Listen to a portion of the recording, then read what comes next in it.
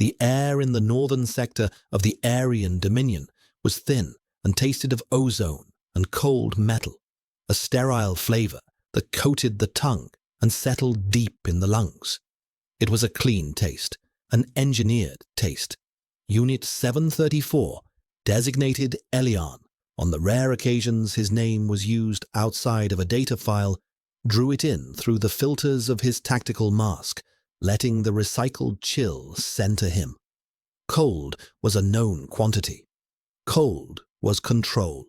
The mission parameters scrolled in a placid cyan stream across the inner lens of his visor. Infiltrate, observe, retrieve, extract. Simple words for a complex dance of shadows and silence. He moved through the skeletal superstructure of the abandoned comms relay like a phantom, his sineweave suit a patch of deeper night against the polished chrome and obsidian alloys of Dominion architecture.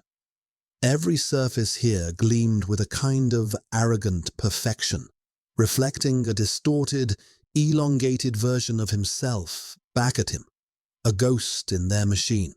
He was an asset of the coalition, a surgical tool honed for a single purpose. His body was a finely calibrated instrument, its inconvenient biological rhythms suppressed by a subdermal hormonal regulator that pulsed a steady, cool dose of inhibitors into his bloodstream. It was the pinnacle of coalition bioengineering, the great equalizer. It made him efficient. It made him focused. It made him a weapon, unburdened by the genetic lottery of his birth. He was not an Omega. He was a soldier. The thought was a mantra, a line of code he ran in his own mind to purge any error signals. The regulator nestled just below his collarbone was a faint, cool pressure, a constant reminder of his liberation from the chaos of biology. It had never failed. For 7 years of active duty, through environments ranging from volcanic fissures to vacuum, it had held the line. Tonight, however, something was different. It began not as a failure, but as a flicker, a ghost sensation, a warmth that bloomed deep in his gut, ephemeral as a dying ember. He paused, one hand braced against a support beam, and ran a diagnostic. His HUD flickered, then stabilized. All systems nominal. Regulator function, 99.8%. Green. He dismissed it. A synaptic misfire. Atmospheric interference.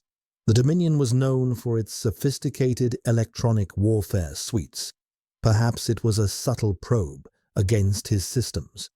He continued his ascent, his movements fluid and silent. The target was a data core on the relay's uppermost level, containing encrypted fleet movements. His role was not to decrypt, merely to acquire the physical module. As he climbed, the warmth returned, more insistent this time. It was a low, coiling heat that began in his spine and spread outward, a liquid fire seeping into his marrow. It felt organic, unsettlingly so. He ran the diagnostic again. Regulator function, 98.2%. Still green, but the drop was anomalous. A cold knot of something that was not quite fear, but its clinical cousin, unacceptable risk, tightened in his stomach. He was deep, impossibly deep, in enemy territory.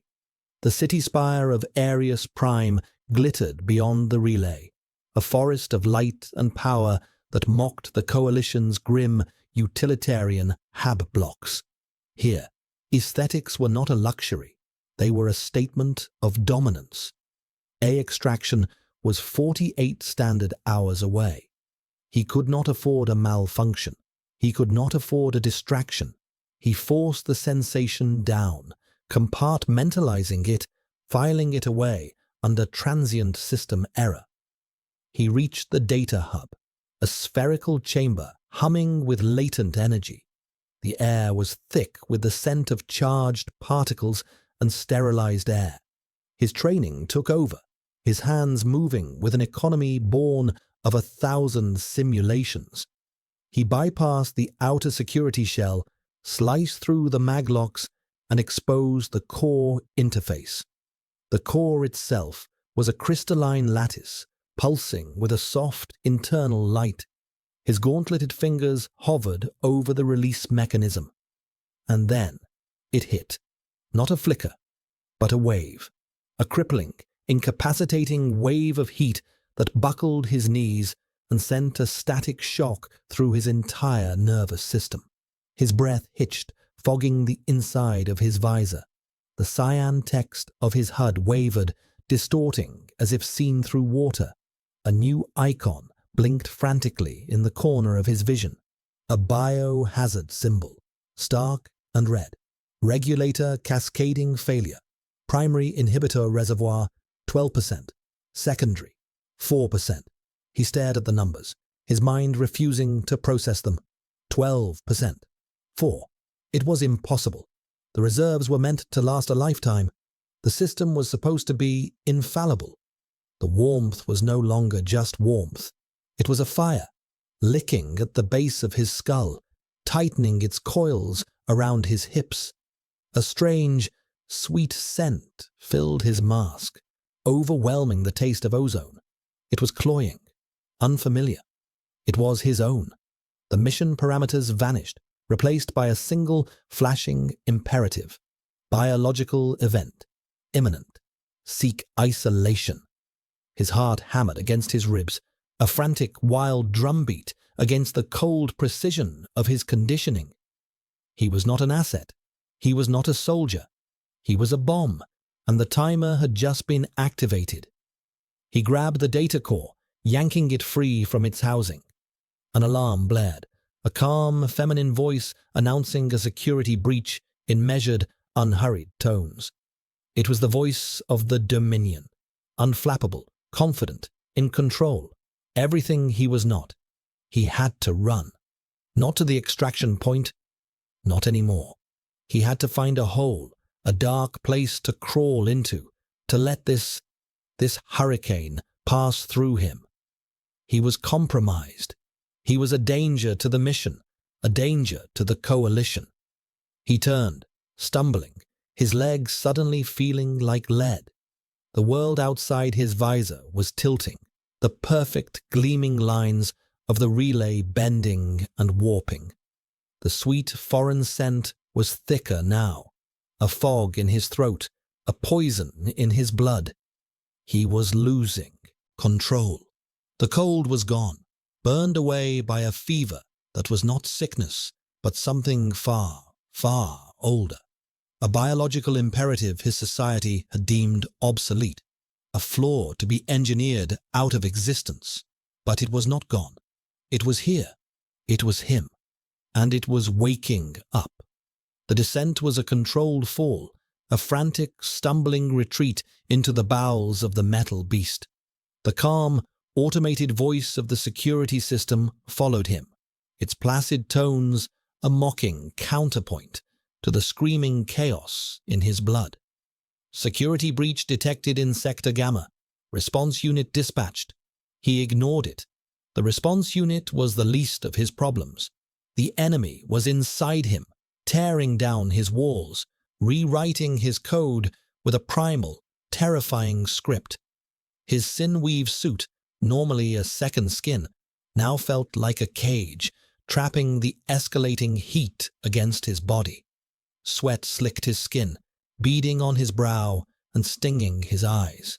The suit's internal climate control was fighting a losing battle, its fans whining in protest. He slammed his palm against a control panel, forcing a maintenance hatch open, and scrambled into a dark, narrow service conduit. The darkness was a small mercy. It hid him from the Dominion's eyes, but it could not hide him from himself.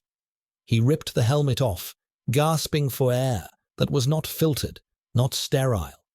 The air here was thick with the smell of grease and old metal, but underneath it, stronger than anything else, was that scent.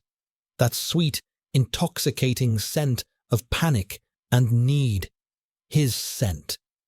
He pressed his forehead against the cold wall of the conduit, the metal a temporary balm against his burning skin. The numbers from his HUD were burned into his retinas. Inhibitor reservoir 2%. The cascade was accelerating. He could feel the last vestiges of the chemical dam breaking, the cool, clinical numbness giving way to a tidal wave of sensation. His body, starved of its natural cycle for so long, was reacting with explosive force. A tremor started in his hands, then spread to his entire body. It was not the shiver of cold, but the vibration of a system pushed past its limits, of a motor about to seize. He was not an instrument. He was not a tool. He was an Omega. The word, the label he had been conditioned to see as a weakness, a defect, echoed in the sudden, roaring silence of his mind. The coalition taught that such things were relics of a primitive past, vulnerabilities to be excised for the greater good of the collective. To be an Omega was to be unstable, emotional, a liability. Control was strength, surrender was failure. But his body did not care about ideology. It cared only for a cycle as old as their species, a biological command that superseded all training, all conditioning. He fumbled inside his utility belt, his fingers clumsy and uncooperative. There was an emergency purge injector, a last resort to flood his system with a powerful suppressant cocktail. It was dangerous, with a high risk of cardiac arrest, but it was better than the alternative, better than being found like this, weak, helpless. He pulled out the injector, a slim silver cylinder. His hand was shaking so violently he could barely hold it. He needed to find a major artery, to inject it directly into his bloodstream for the fastest effect. He tore at the collar of his suit, exposing his neck. His pulse was a frantic, terrified bird beating against his skin. He pressed the tip of the injector to his carotid artery. He just needed to press the actuator, just one simple movement. But his hand wouldn't obey. A wave of dizziness washed over him, so profound the world spun into a nauseating blur. His muscles locked, his back arching, as a cramp of unimaginable intensity seized him. It was not pain, not exactly. It was a violent, galvanic awakening, as if every nerve ending was being set on fire. The injector slipped from his grasp, clattering onto the metal floor of the conduit and rolling away into the darkness. A sob, raw and animal, tore from his throat. It was a sound he didn't recognize as his own, the sound of utter, abject failure. The mission was lost, his control was lost, he was lost. His senses, muted for years by the inhibitors, were now screaming. The hum of the relay's power core was a physical weight against his eardrums. The faint traces of the Dominion personnel, their clean, neutral sense, the ghost of the soap they used, the faint metallic tang of their blood, were suddenly as distinct as voices in a crowded room.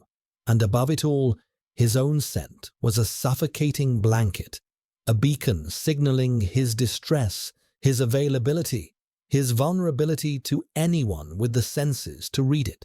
He curled into a ball, pressing himself into the corner of the conduit, trying to make himself smaller, trying to disappear. His training screamed at him to get up, to find the injector, to keep moving. But his body had other plans. It was preparing itself. A deep, aching need was building in his core, a hollowness that demanded to be filled. It was a phantom limb, an echo of a bond he'd never been allowed to feel. He was nesting. The realization struck him with the force of a physical blow. His instincts were driving him to seek shelter, to build a safe place for the heat to run its course. The cold, hard conduit was a pathetic substitute for a den, but it was all he had. The data core, The entire reason for his presence here was still clutched in his hand. Its cool, smooth surface was a stark contrast to his feverish skin. He should discard it. It linked him to the mission, to the breach. But he couldn't let it go. It was his last link to who he had been just an hour ago. A soldier, an asset, a ghost. Now he was just prey. The rhythmic thud of heavy footsteps echoed from somewhere down the main corridor. The response unit. They were methodical, sweeping the area. They would find the open hatch. They would find him. He squeezed his eyes shut. Let them. Let them find him. And put a plasma bolt through his skull. It would be a mercy. It would be better than this slow, humiliating dissolution of self. The footsteps grew closer. They were accompanied by a different sound now. A low, steady sniffing. A K9 unit. No, the Dominion didn't use biocanids. They had something else, something more advanced. The scent of an alpha, sharp and distinct like ozone and cold steel, cut through the fog of his own. It was not the bland, almost scentless signature of the coalition alphas, their own biology dampened by loyalty regulators. This was potent, undiluted, predatory. It was the scent of a true alpha, the kind he had only read about in redacted historical texts, and it was heading directly for him. Panic, pure and undiluted, finally broke through the feverish haze. He scrambled backward, crab-walking deeper into the conduit, his back scraping against the rough metal. The data core fell from his numb fingers, skittering across the floor. There was nowhere to go. The conduit was a dead end. The footsteps stopped directly outside the hatch. Silence. A heavy, ringing silence that was more terrifying than the approach. He held his breath, his heart threatening to tear its way out of his chest. He could hear the soft whir of a scanner, then the quiet hiss of a pressurized seal. A figure appeared in the opening, silhouetted against the dim light of the corridor. Tall, broad-shouldered. The outline was unmistakable. An alpha in full tactical gear. The figure paused, and Elian knew, with a certainty that transcended logic, that he was being scented. He was being catalogued, identified, assessed not by technology, but by something far more fundamental. The air crackled with a sudden, unbearable tension. The alpha took a single step into the conduit, his presence filling the small space, sucking all the air out of it. He did not raise his weapon. He did not speak. He simply stood there, an avatar of power and control. Elian could see the glint of light on a polished helmet, but no features. He was an abstraction of authority, an executioner. Then the helmet retracted with a soft hiss of pneumatics, revealing the face within. He was older than Elian had expected, his features sharp and severe, carved from granite. His hair was silver at the temples, his eyes a pale, piercing grey that seemed to see right through the layers of Elian's training and fear, into the very core of his being. The alpha's gaze fell upon him, curled in the corner like a frightened animal. His expression was not one of aggression or contempt or even surprise. It was one of profound, unnerving stillness. He looked at Elian, at the flush on his skin, at the wildness in his eyes. He breathed in, a slow, deliberate inhalation that was an act of assessment and ownership. The powerful scent of ozone and steel intensified, a clear territorial claim. Elian flinched, a whimper escaping his lips against his will. This was it, the end, captured, dissected, made an example of. The alpha's eyes drifted down, past Elian, to the data core lying on the floor. He paid it no mind. His focus returned to Elian, his gaze intense, unwavering. A strange, unreadable emotion flickered in those pale grey eyes. And then he spoke.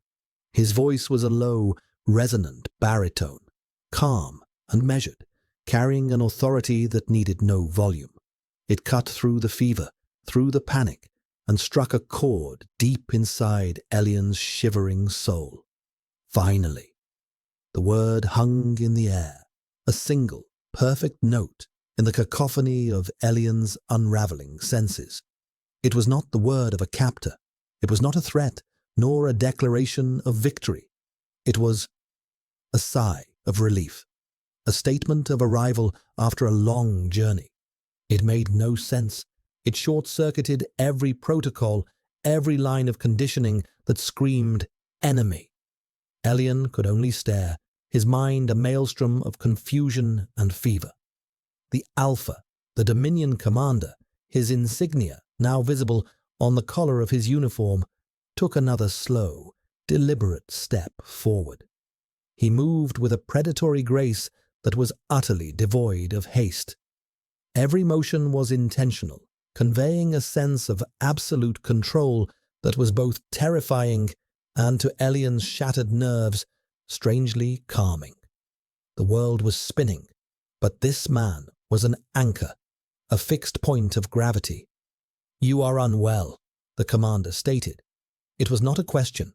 His pale eyes scanned Elian's form, noting the tremors, the sheen of sweat, the frantic pulse beating in his throat. It was the detached assessment of a physician, yet laced with an undercurrent of something deeply personal. He knelt, his armor groaning softly, bringing himself down to Elian's level. The proximity was overwhelming. The Alpha's scent, a clean, sharp fragrance of ozone, winter air, and something uniquely, personally his, like warm stone after a rain, enveloped Elian. Instead of triggering a fight or flight response, it did something far more insidious. It soothed the frantic, screaming edges of his panic. It was like a cool hand on a fevered brow, a deep, resonant hum that quieted the static in his head. His instincts, raw and exposed, recognized the scent not as a threat, but as sanctuary. This cognitive dissonance was so profound it made him feel sick. This man was his enemy, the embodiment of the oppressive Dominion regime his people were fighting against. Yet his biology, the very part of him he had been taught to despise, was betraying him on a fundamental level, crying out for the comfort this enemy offered. "Do not be alarmed," the commander said, his voice still low and steady. "I am not going to harm you." He reached out, not toward Elian, but toward the discarded injector pen that lay a few feet away. His gloved fingers picked it up with delicate precision. He examined it, his expression unreadable. "Coalition emergency suppressant," he murmured, more to himself than to Elian. "Crude, brutal." He looked back at Elian, his eyes holding a flicker of something that might have been pity. "They did this to you." He tossed the injector aside. It clattered against the far wall of the conduit, the sound echoing the finality of the gesture. He was severing Elian's last tie to his old reality, to his conditioned methods of control. The act should have terrified him, but Elian felt a strange, illogical sense of release. The choice had been taken from him. He no longer had to fight. A violent shiver racked his body, and a low moan escaped his lips. The heat was intensifying again, a fresh wave cresting within him. The ache in his belly was a demanding, physical presence now. He instinctively drew his knees closer to his chest, a futile gesture of self-protection. The commander's eyes softened, almost imperceptibly. "It will pass," he said, "but you cannot stay here." He began to unfasten the clasps of his own heavy tactical vest. "My name is Valerius. The offering of a name was a deeply intimate act in this context. It was a bridge across the chasm of their warring factions. Elian had no name to offer back, only a number. Elian, he rasped, the name feeling foreign on his tongue, a relic from a life before the coalition had repurposed him. Valerius gave a small, slow nod, as if acknowledging a fact he already knew. Elian. He said the name as if tasting it, committing it to memory. He shed his vest and the heavy armor plates, leaving him in the simple, dark grey under-uniform. The act stripped him of his role as a soldier, revealing the man beneath. It was a deliberate disarming, a gesture of trust. "I am going to move you now," Valerius said, his tone leaving no room for argument, yet devoid of command. It was a statement of inevitable fact. "It is not safe for you here. You need a secure place, a quiet place." He reached for Elian. Instinct, ingrained by years of brutal training, flared. Elian flinched back, a snarl rising in his throat. It was a pathetic, desperate sound, the last gasp of a cornered animal. Valerius paused, his hand hovering in the air between them. He did not recoil. He simply waited, his patience a tangible force.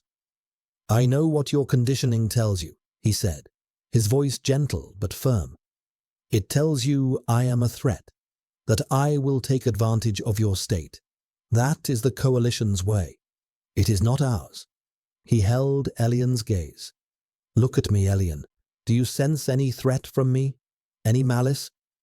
Elian did look. He searched the calm, grey eyes for the deception he was trained to see. He tried to feel the predatory intent his instructors had warned him about, but there was nothing. There was only a profound stillness, a deep, unwavering certainty, and his own instincts, the ones he was supposed to be fighting, were screaming that this man, this enemy, was safe, that his scent was a promise of protection. Defeated, exhausted, and drowning in a fever of need, Elian gave a barely perceptible nod. The fight went out of him, leaving only a trembling, aching void. Valerius accepted his surrender with that same solemn nod. He moved with practiced ease, sliding one arm beneath Elian's shoulders and the other under his knees. He lifted him as if he weighed nothing.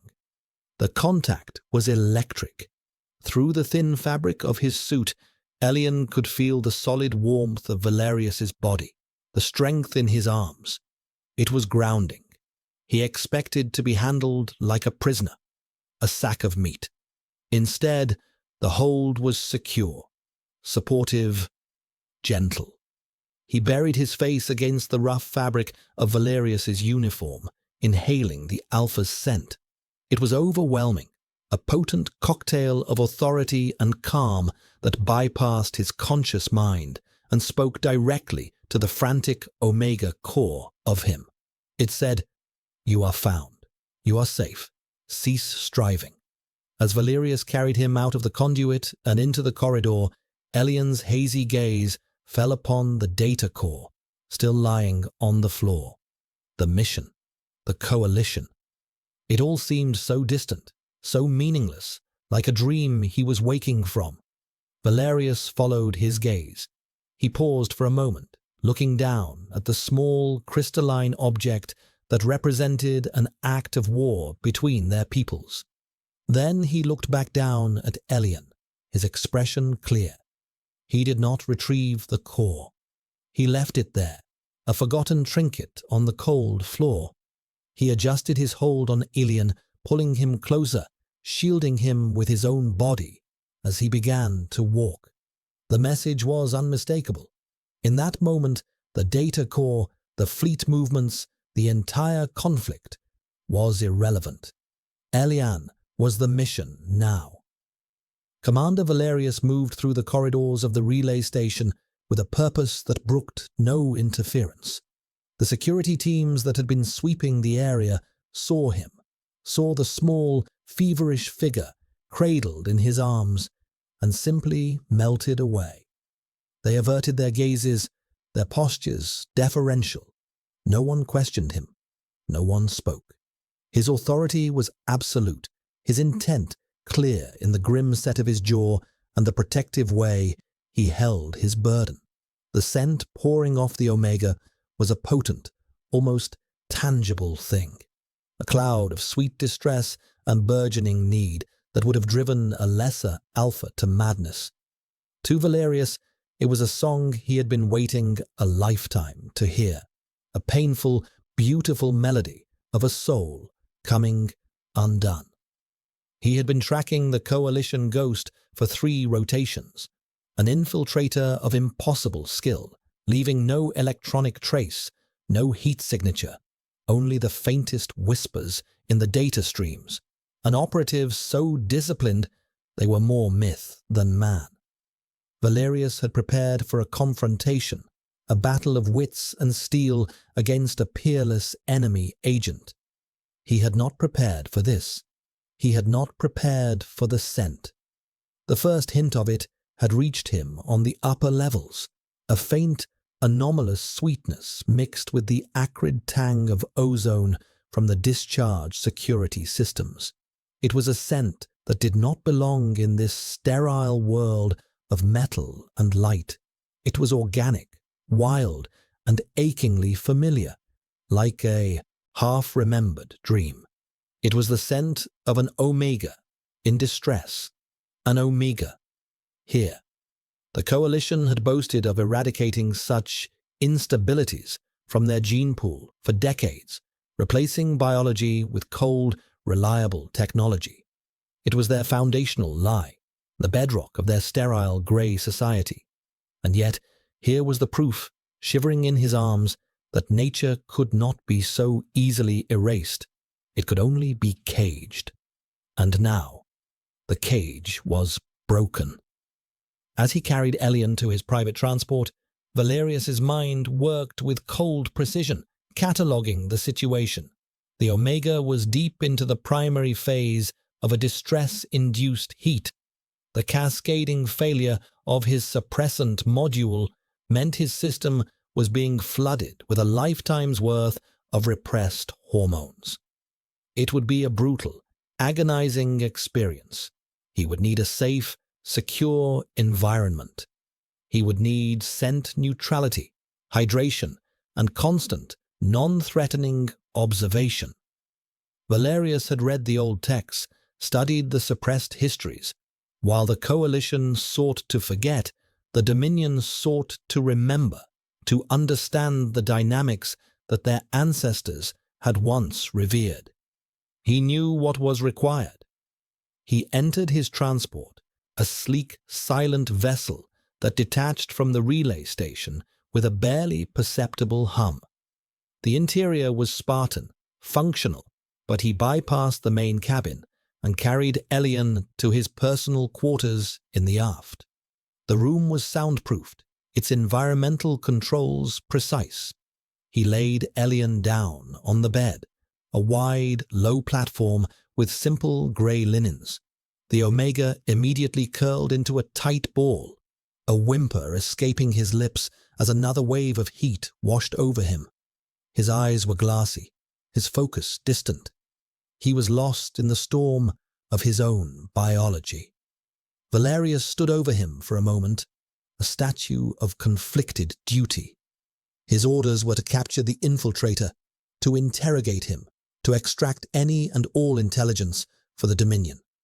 The man in his bed was a threat to his people, a hostile agent. But the shivering, vulnerable creature before him was not a soldier. Not anymore. He was an Omega, suffering a catastrophic medical emergency that his own government had inflicted upon him. To treat him as an enemy would be a violation of something deeper than military protocol. It would be a violation of nature itself. He was not a prize. He was not a weapon. He was a refugee seeking asylum from a war being waged within his own body. The word from the old texts surfaced in his mind, Anam Kara, soul friend, the fated mate, a concept dismissed by modern society as romantic folklore. Valerius had always considered it a metaphor for profound compatibility, but as he looked at Elian, as he breathed in the scent that felt like it was healing a part of his soul he never knew was wounded, he wondered. The pull he felt toward this stranger was not logical. It was gravitational. It was the feeling of a lock finding its key. "Computer," he said, his voice low. "Seal the quarters.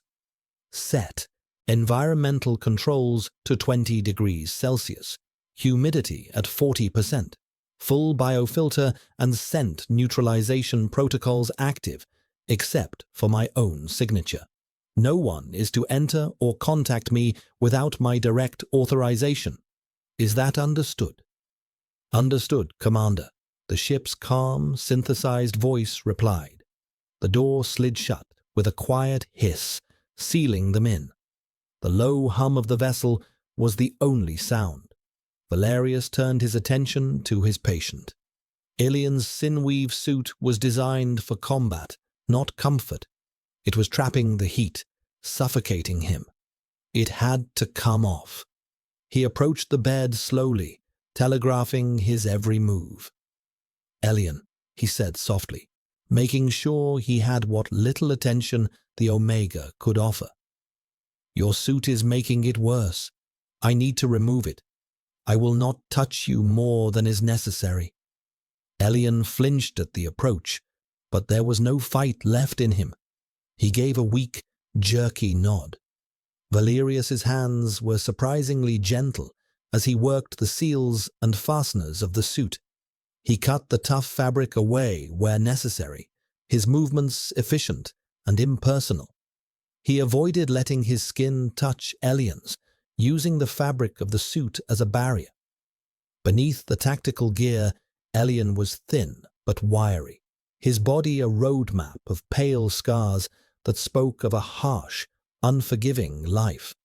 The subdermal regulator near his collarbone was inflamed, the skin around it red and angry. It was the source of his agony, the failed piece of technology that had poisoned him with its absence.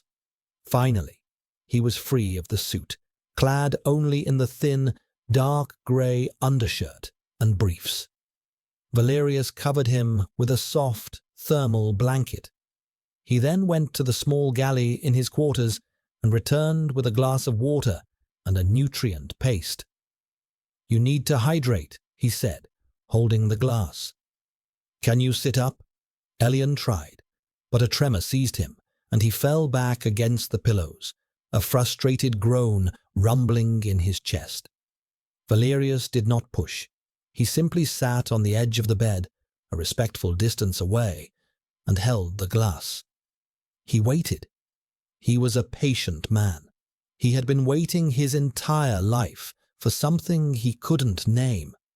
He had risen through the ranks of the Dominion military, a brilliant strategist, a respected leader, but there had always been a quiet, hollow space within him, a sense of anticipation for a battle that was never fought, a conversation that was never had.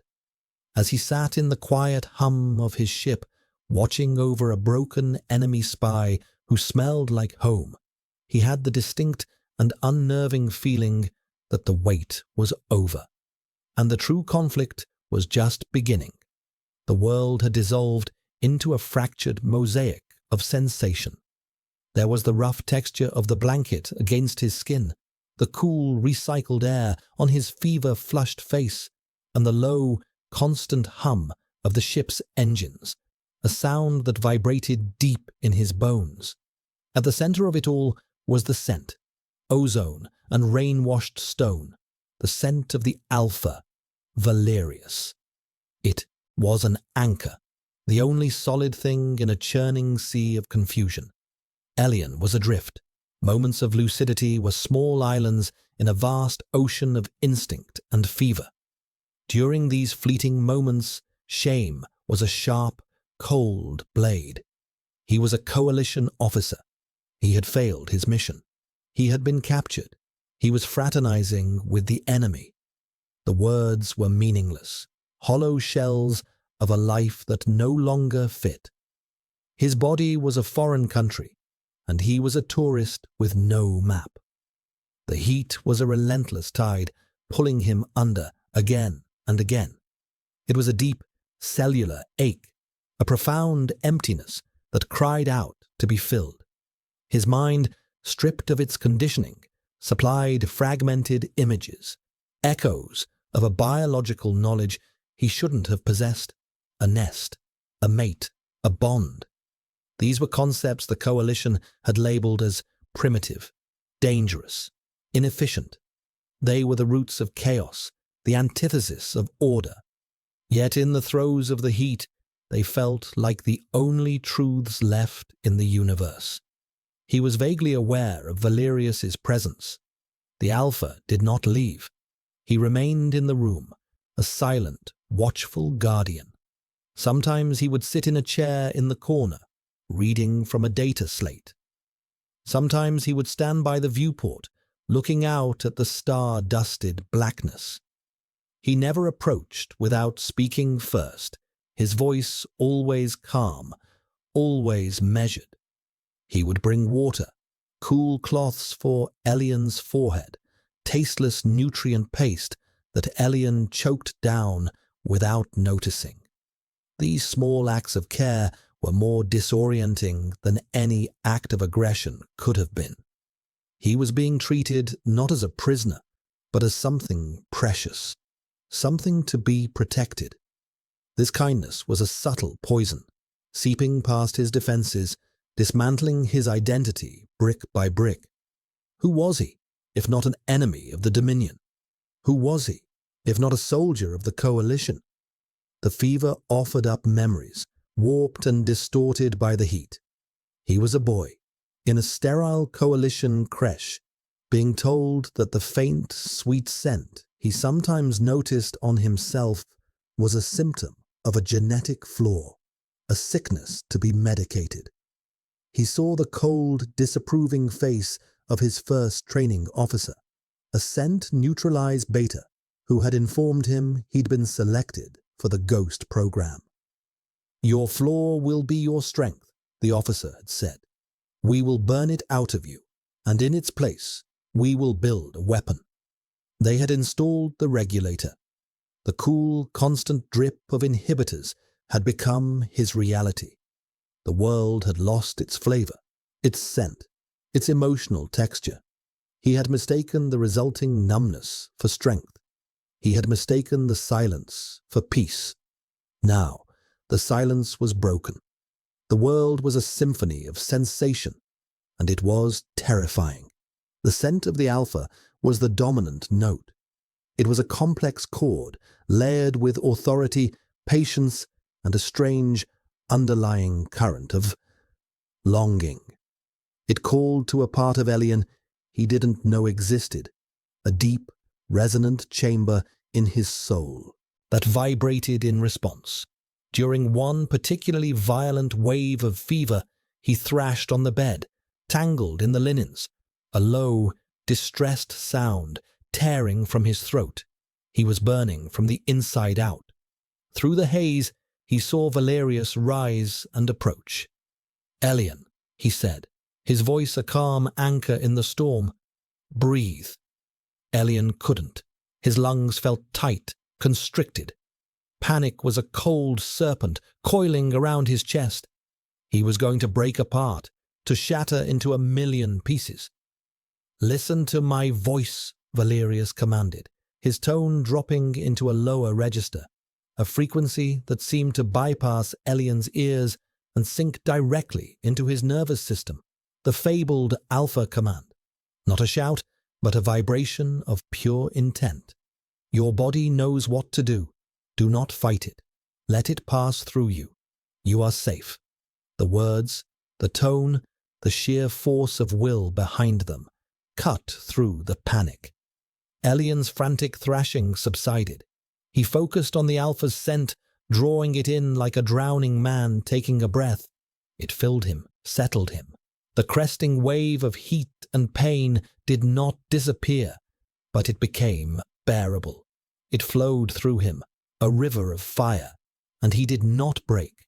He simply endured. When the worst of it passed, leaving him limp and trembling, he found Valerius kneeling by the bed. The Alpha reached out, his movements slow, and placed a cool, damp cloth on Elian's forehead. The touch of his fingers, separated by the thin cloth, was a jolt of shocking intimacy. It was the first physical contact they'd had since Valerius had carried him. Elian didn't flinch away. He was too exhausted to fight, too raw to pretend. He leaned into the cool pressure, a silent admission of need. He opened his eyes, his vision clearing for a moment. He looked at Valerius. The commander's face was etched with concern. The severe lines seemed softer in the dim light of the cabin. "Why?" Elian whispered, his voice hoarse. "Why are you doing this?" Valerius held his gaze. His pale grey eyes were like a winter sky, vast and deep. "Because it is the right thing to do," he said simply. "Because no one, not even an enemy, should suffer this alone." The simplicity of the answer was devastating. It asked for nothing. It held no agenda. It was a statement of principle from a man he was supposed to hate. "In the coalition," Elian murmured, the words tasting like ash. "They would have let me burn out, or put me down. A faulty asset." "The coalition builds assets," Valerius replied, his voice laced with a cold contempt that was directed not at Elian, but at his masters. "They have forgotten how to nurture people." He gently wiped the sweat from Elian's temple. "You are not an asset. You are not an experiment." The repetition of the phrase, so close to Elian's own internal mantra, struck him with the force of a physical blow. But where Elian had used it to deny his nature, Valerius used it to affirm his humanity. A single, hot tear escaped the corner of Elian's eye and tracked down his temple into his hairline. It was a tear of grief for the person he might have been. It was a tear of gratitude for the enemy who was showing him more kindness than his own people ever had. Valerius saw the tear, but said nothing.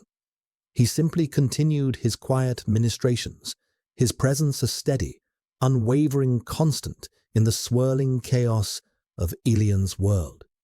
In that moment, surrounded by the scent of his enemy, Elian felt a crack appear in the foundation of his soul. It was the terrifying, exhilarating feeling of a world breaking open, revealing a sky he never knew existed. The hours bled into one another, marked only by the shifting intensity of the heat and the quiet, rhythmic presence of the Alpha. Valerius established a routine born of instinct and necessity. He would periodically cool the cloths, offer water, and sit in vigil. He spoke little, sensing that the Omega needed silence more than empty words. The space between them became charged with a silent, potent communication, a shared language of scent and posture that transcended words and allegiances. For Valerius, it was a revelation. He had commanded fleets, negotiated treaties, and stared down assassins. He understood power, strategy, and the brutal calculus of war.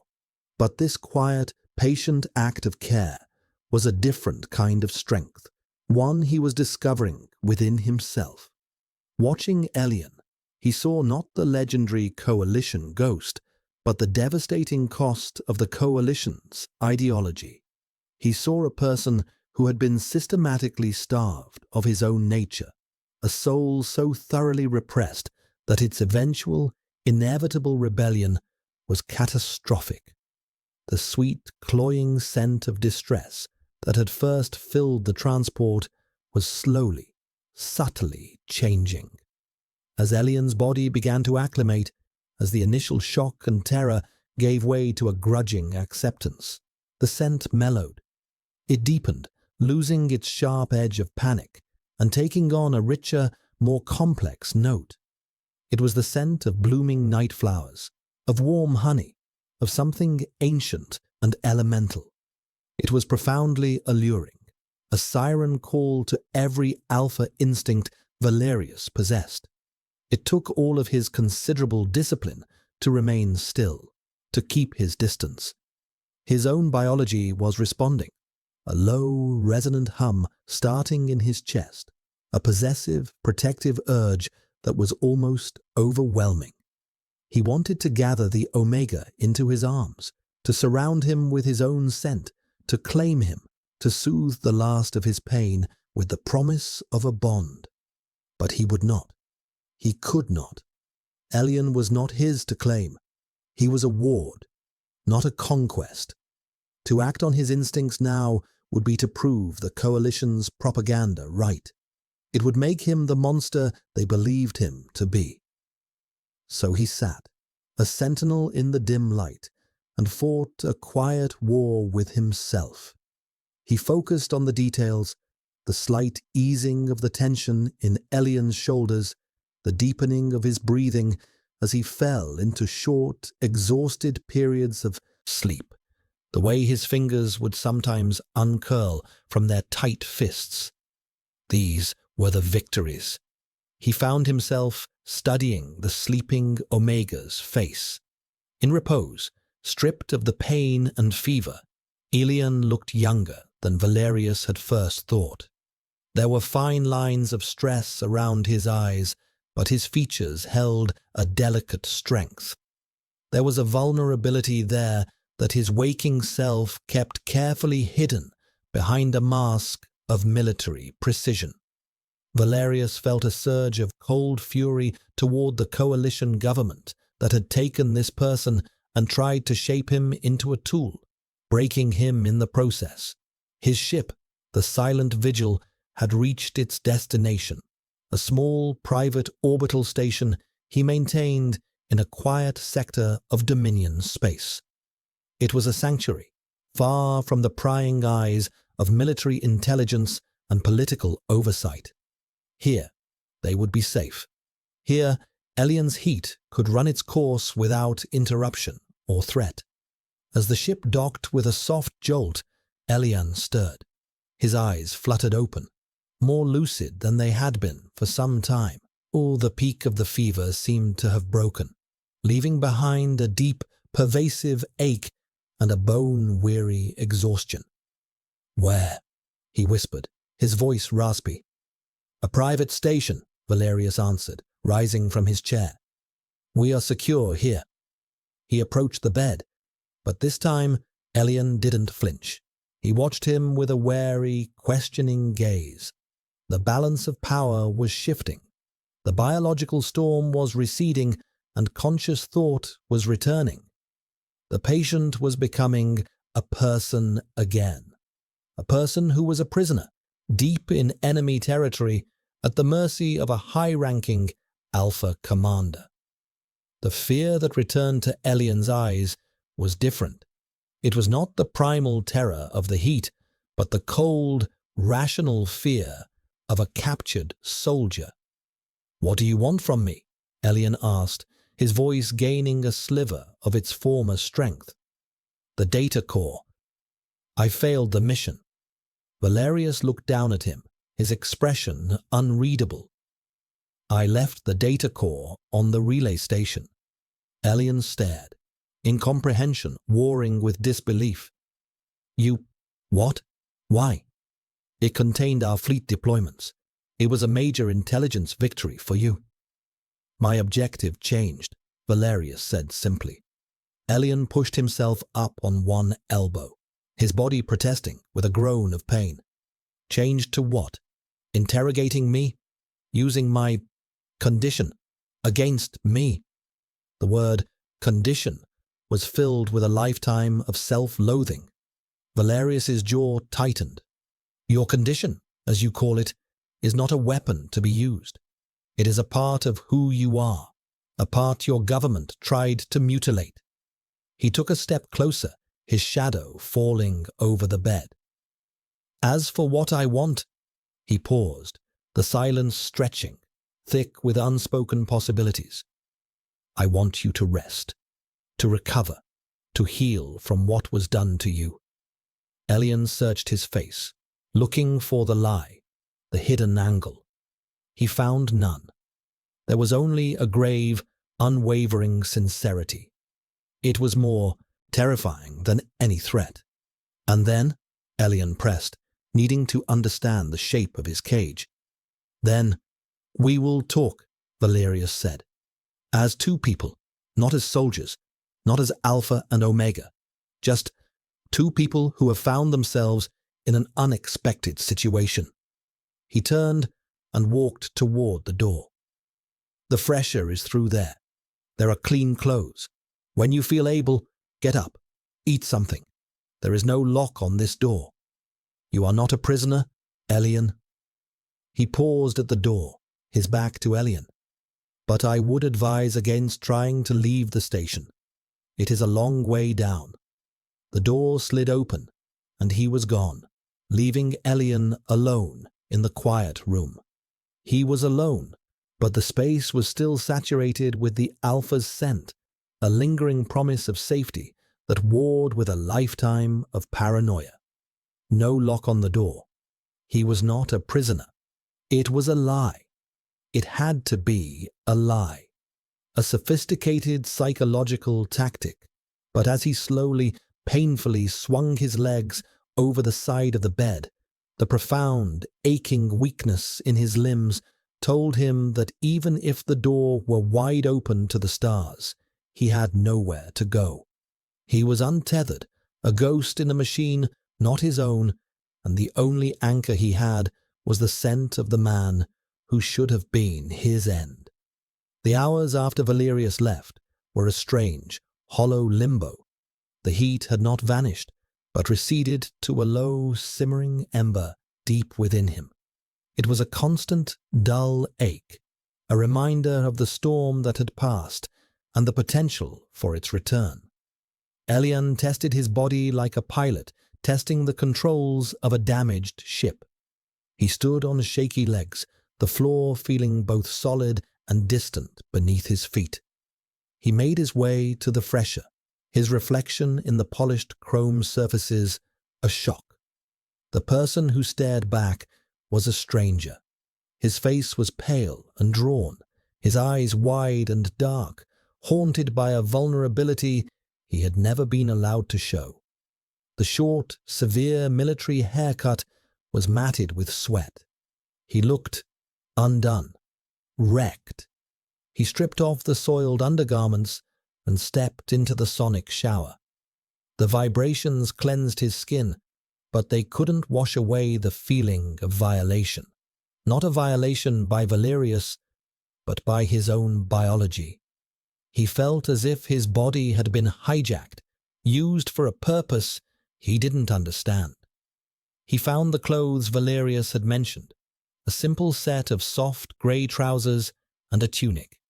The fabric was unadorned, comfortable, and utterly civilian. Putting them on felt like shedding a skin. The stiff, unforgiving lines of his uniform had been a kind of armor. This soft fabric offered no protection. It was an admission of a new reality. He was no longer a soldier. He was something else, something undefined. The room was part of a larger suite, a small living area with a viewport that looked out onto the silent, majestic tapestry of space, a compact but well-stocked galley, and the door, as promised, was unlocked. He stood before it for a long time, his hand hovering over the control panel. He could open it, he could walk out, and then what? He was on an enemy station, with no weapon, no gear, no plan. Valerius's words echoed in his mind. It is a long way down. It was a simple statement of fact, yet it felt like a profound metaphor for his situation. He was in a free fall, and the only ground in sight was the one his enemy was offering him. He turned away from the door and went to the galley. He was ravenously hungry. He found nutrient packs, far more palatable than his standard-issue coalition rations, and a water dispenser. As he ate, the simple act of nourishing his body began to ground him. He was still here. He had survived. But survival posed a new, more complex question. What for? He explored the small suite, his movements slow and deliberate. Everything was efficient, minimalist, yet of the highest quality. It was the living space of a man who valued function and order, but not the sterile, oppressive order of the coalition. There was a data terminal on a small desk. He approached it with trepidation. Access to a Dominion terminal could be a trap, a way to monitor his actions, to test his intentions. But curiosity, a trait long suppressed by his training, won out. The terminal was open, not password protected. Another gesture of trust, or a sign of supreme confidence? He accessed the public data network. He started with the news feeds, bracing himself for reports of his failed mission, his capture. There was nothing. No mention of a security breach at the Aryan relay. No reports of a captured coalition spy. It was as if it had never happened. Valerius was controlling the narrative. He was isolating the event, containing it. Why? To protect Elian? Or to protect himself? To keep his strange prize a secret from his own superiors? He dug deeper, searching for information on Commander Valerius himself. His service record was a litany of astonishing successes. A tactical genius, a war hero, the youngest officer to ever be given command of the Dominion's Third Fleet. He was a pillar of the regime Elian had been trained to dismantle. But then he found other files, older, more obscure academic texts Valerius had accessed, histories of the pre-unification era, biological studies on alpha-omega dynamics, most of them flagged as archaic or mythological. The commander was a scholar as well as a soldier. He had been researching the very thing the coalition had tried to erase. A cold realization began to dawn in Elian's mind. Valerius's reaction to finding him. The word finally. It hadn't been about capturing a spy. It had been about finding a specimen, a living, breathing relic from a past he was studying. The thought sent a chill through him, colder than any fear he'd felt during the heat. He was a curiosity, a research project. Valerius's kindness wasn't kindness at all. It was the detached care a scientist gives to a rare creature in a cage, ensuring it remains healthy for observation. The anger that followed was a welcome relief. It was a clean emotion, a familiar one. Anger was a shield. He pushed away from the terminal, his fists clenched. He would not be a specimen. He would not be a pet project for a Dominion commander's historical curiosities. He paced the small room, the adrenaline a welcome surge of strength. He had to find a way out. He had to get a message to the coalition. He had to re-establish contact with the world he knew. The door slid open without a sound. Valerius stood there, holding a tray with 2 steaming mugs. He paused, his eyes taking in Elian's rigid posture, the fury in his expression. He showed no surprise. "I thought you might be hungry for something more than nutrient paste," Valerius said, his voice as calm as ever. He stepped inside, letting the door close behind him. "It is a tisane, herbal. It will help with the after effects." He placed the tray on the table and gestured for Elian to sit. Elian remained standing, his body tense. "I accessed your terminal," he said, his voice flat and accusatory. "I saw your research." Valerius met his gaze, his pale eyes unwavering. I would have expected nothing less from a coalition ghost. Reconnaissance is in your blood. Am I just a subject to you? Elian demanded, the words sharp with betrayal. A living fossil for you to study. Is that why you're keeping me here? To observe the archaic dynamics of a creature your enemy tried to destroy? Valerius did not deny it. He picked up one of the mugs and held it, letting the steam warm his hands. My interest in our shared history is not a secret, he said evenly. I believe that in their quest for order, our peoples have forgotten essential truths about themselves. The coalition sought to erase those truths. The Dominion, we simply ignored them, let them fade into myth.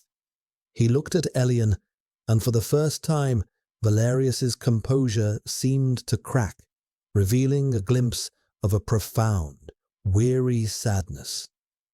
I have spent years reading about the bond, the Anamkara. I believed it was a metaphor, a powerful allegory for partnership and compatibility. He set the mug down.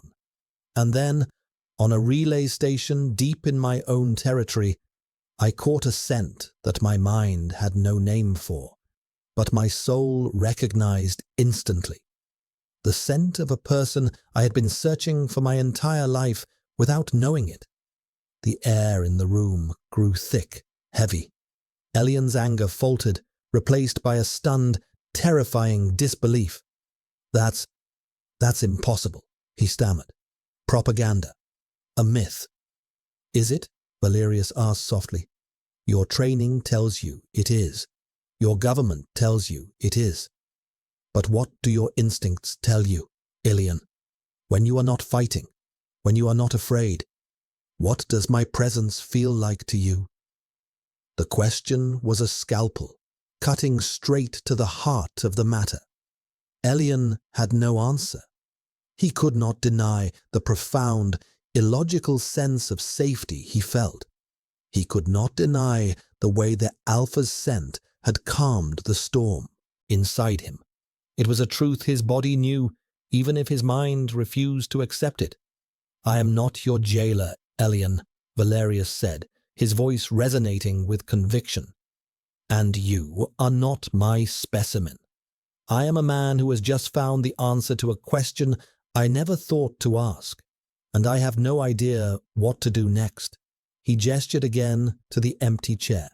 Sit, please. Let us, for a moment, forget we are enemies.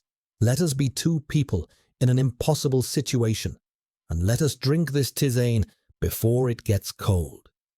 The invitation was simple, honest, and utterly disarming. The anger drained out of Elian, leaving him feeling hollow and exposed.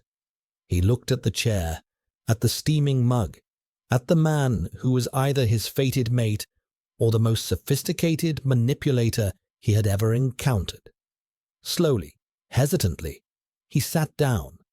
The silence that settled between them was not the tense, watchful quiet of a captor and his prisoner, but the heavy, uncertain silence that follows a revelation. Elian wrapped his hands around the warm mug, the ceramic a solid, grounding presence. The tisane smelled of chamomile and something vaguely minty.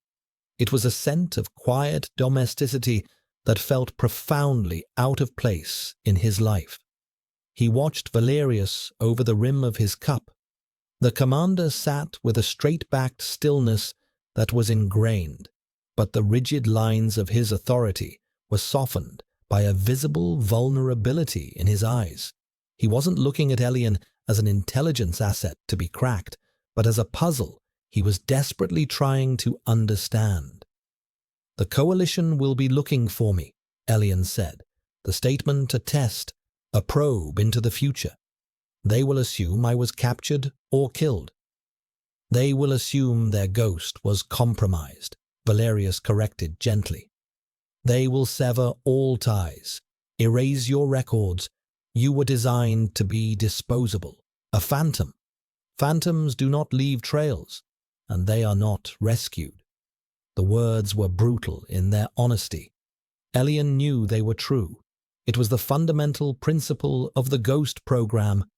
If you are caught, you no longer exist. He had accepted this as a condition of his service.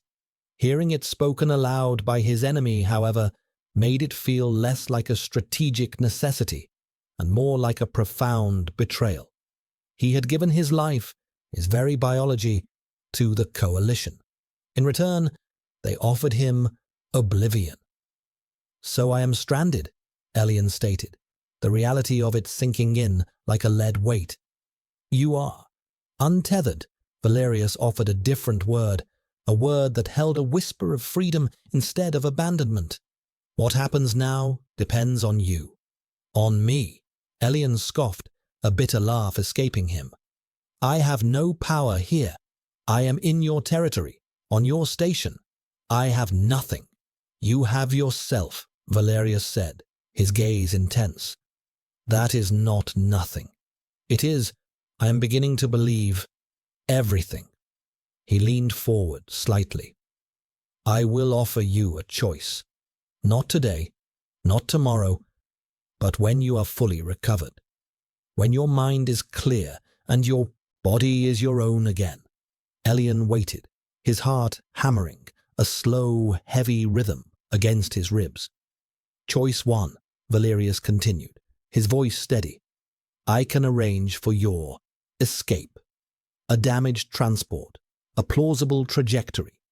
You will be picked up by a neutral freighter and eventually find your way back to Coalition space. I will wipe all records of your presence here. No one in the Dominion will ever know you were found. You can return to your life, to your suppressants, to your service." The offer was staggering.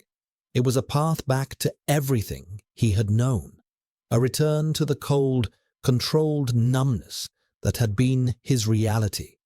It was a chance to become a ghost again. It should have been a relief. But the thought of the regulator being reinstalled, of the cool drip of inhibitors silencing the world again, filled him with a surprising, visceral dread. "And the second choice?" Elian asked, his voice barely a whisper. "You stay," Valerius said simply. The two words hung in the air between them, vast and terrifying and full of impossible promise.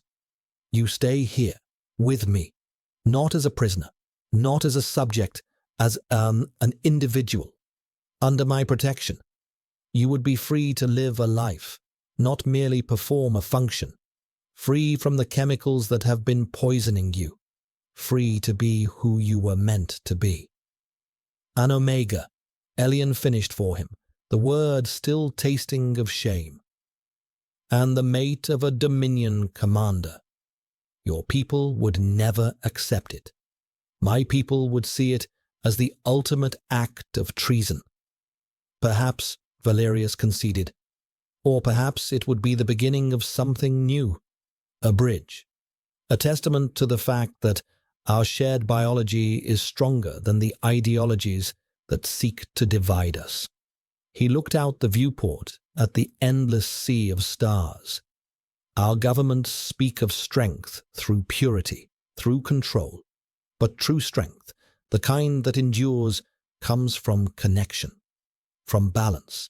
He turned his gaze back to Elian. "The choice will be yours. A return to the cage you know, or a step into an unknown and perhaps dangerous freedom." The magnitude of the choice was crushing.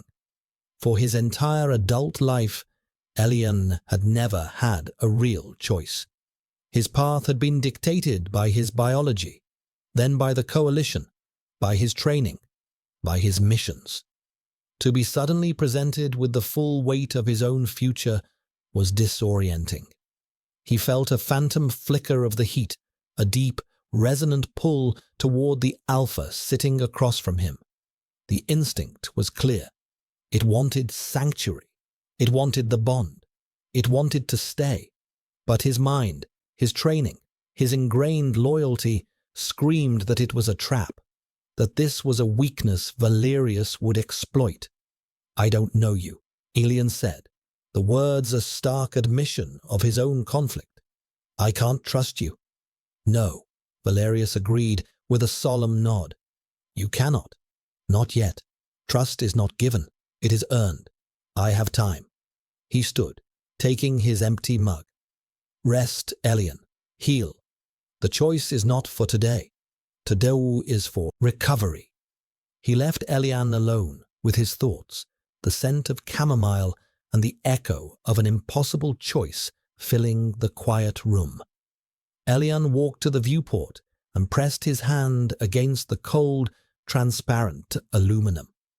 Outside, a nebula bloomed in the distance, a cosmic cloud of impossible color. It was beautiful, terrifying, vast, just like the future Valerius was offering him. For the first time, he allowed himself to truly feel the pull, the strange, magnetic resonance between himself and Valerius. It was not just the biological imperative of an omega for an alpha. It was quieter than that, deeper, a sense of recognition, of coming home to a place he'd never been. He was not an asset. He was not an experiment. He was Elian, and for the first time in his life, he had no idea who that was. The journey ahead was not one of miles, but of identity, a slow, painful, and perhaps beautiful unfurling of a self that had been kept folded in the dark for far too long. He looked at his reflection in the viewport, a faint ghost against the backdrop of stars. The face was his, but the eyes held a new light. It was not hope, not yet. It was something far more fragile and far more powerful. It was possibility.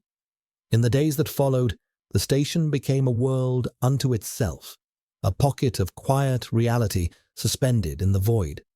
The last vestiges of the heat faded, leaving behind a profound clarity of senses Elian had never before experienced. The world was sharp, vibrant, almost painfully real. The taste of food, the texture of fabric, the subtle shifts in the station's atmosphere. It was a constant stream of information that was both overwhelming and exhilarating. He fell into a tentative routine. He would wake, exercise in the small gymnasium to rebuild his atrophied strength, and spend hours reading at the data terminal. He devoured Valerius's collection of historical and biological texts, trying to understand from a scholarly perspective what his body now knew by instinct. He learned of a time when the dynamics were not a source of shame or a strategic liability, but the very fabric of their society, a time of balance, of partnership, of bonds that were considered sacred. It read like a beautiful, tragic myth. Valerius gave him space. He was present, his duties as fleet commander apparently manageable from the station's command center. But he did not crowd Elian. They would share their evening meal together, their conversation carefully navigating the minefield of their pasts. They spoke of history, of philosophy, of the stars. They did not speak of the war. They did not speak of the choice. It was a fragile truce, a deliberate construction of a neutral ground where they could meet as the two people Valerius had promised. Elian found himself slowly, grudgingly, letting his guard down. He saw the man behind the uniform. Valerius had a dry, understated wit. He possessed a deep, abiding curiosity about the universe and a quiet sadness for the state of their fractured civilization. He was a man of immense power who seemed to find no joy in it, wielding it as a responsibility rather than a privilege. One evening, as they sat in comfortable silence looking out at the starfield, Valerius spoke without turning to look at him. "Do you miss it?" The question was quiet, unexpected. "Miss what?" "The cold," Valerius clarified. "The quiet in your head, the numbness." Elian considered the question. He remembered the sterile peace of the inhibitors, the world held at arm's length. It had been a kind of safety. Sometimes, he admitted honestly, it was simpler. He looked at his own hands. But it wasn't real. It was like living behind glass. I could see everything, but I couldn't feel it.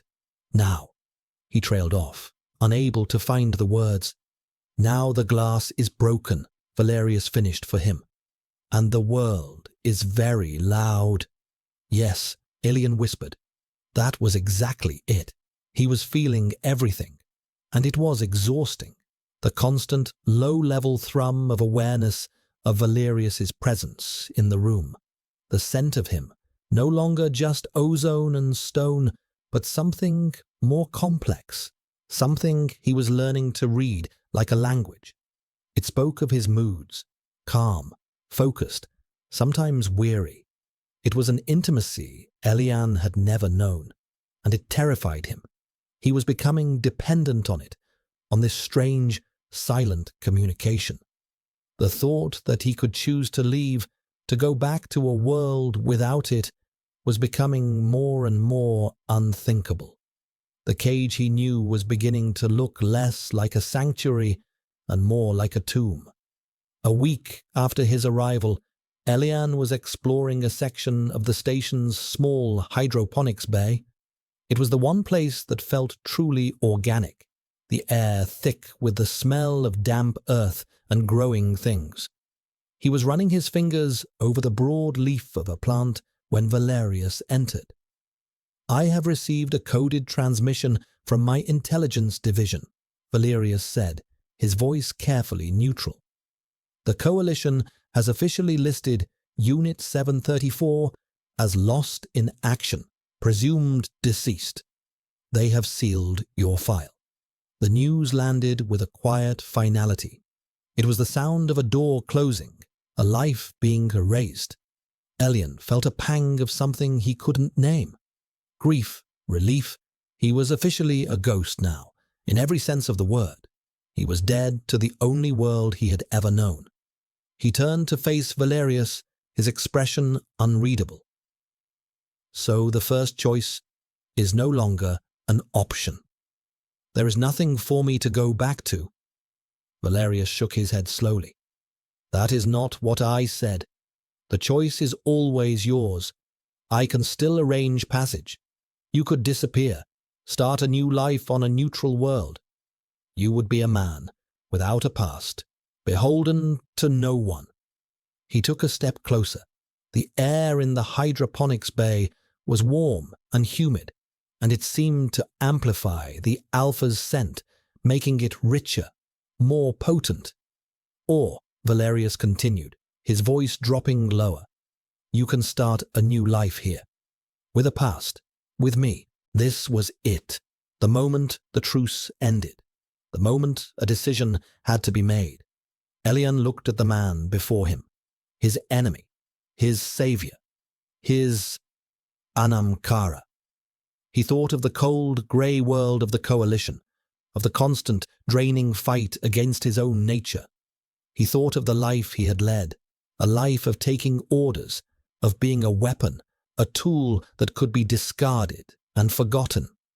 Then he looked at Valerius, who had seen him at his most broken, most vulnerable, and had offered not contempt, but care, who had offered him not a cage, but a choice, who had left a priceless piece of intelligence on the floor in favor of saving a person. The fear was still there, a cold knot of uncertainty in his gut.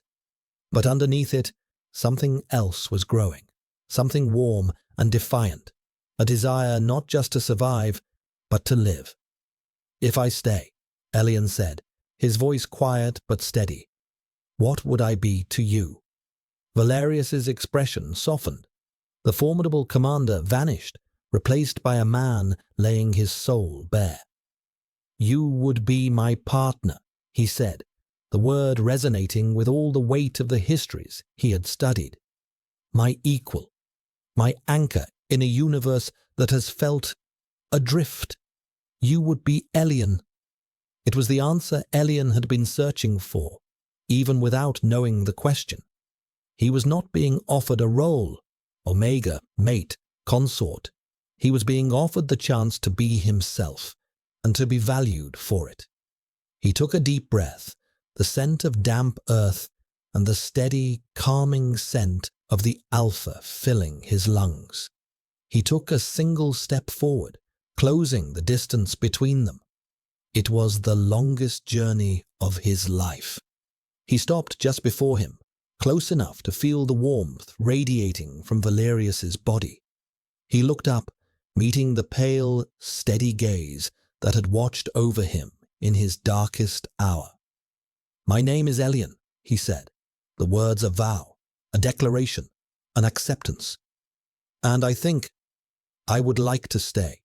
A slow smile spread across Valerius's face, a rare and beautiful thing that transformed his severe features. It was a smile of profound, soul-deep relief. He reached out, not to grab or to hold, but with his palm open, an offering. After a lifetime of running, of hiding, of fighting, Elian finally stopped. He raised his own hand and placed it in the alpha's. The contact was a quiet explosion, a circuit completed. It was not the end of the story. It was the beginning, a difficult, uncertain, and dangerous beginning. But it was theirs, and for the first time, it was a choice.